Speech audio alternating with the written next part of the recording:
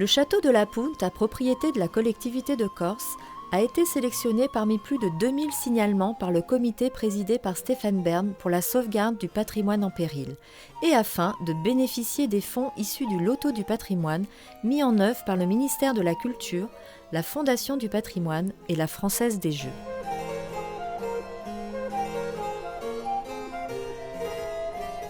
Ce joyau du patrimoine corse situé sur les hauteurs d'Ajaccio fait l'objet d'une ouverture de souscription en partenariat avec la délégation corse de la Fondation du patrimoine, l'Association des Amis du Château de la Punta et l'Association Corsica Diaspora et les Amis de la Corse, et dans le cadre de laquelle chaque euro collecté avant le 31 décembre 2019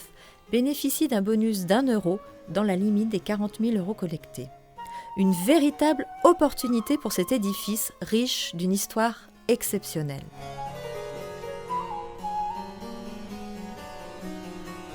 Le château de la Punta a été construit en partie à partir des vestiges du palais des Tuileries, édifié par Catherine de Médicis en 1564 et qui a vu s'installer plusieurs rois de France, allant de Henri IV à Louis-Philippe, mais aussi l'empereur Napoléon Ier.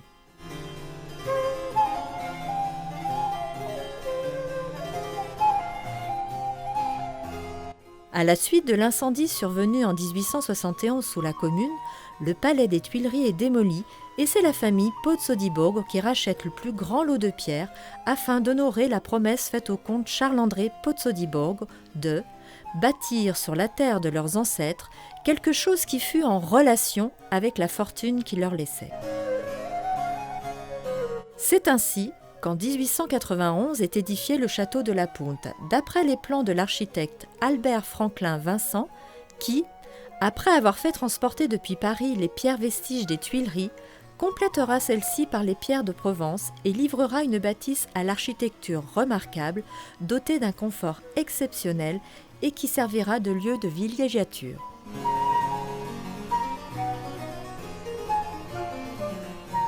Cet imposant édifice classé monument historique en 1977 est malheureusement aujourd'hui très endommagé, suite à l'incendie survenu en août 1978 et qui a détruit la toiture, fragilisé les planchers et mis à mal les décors.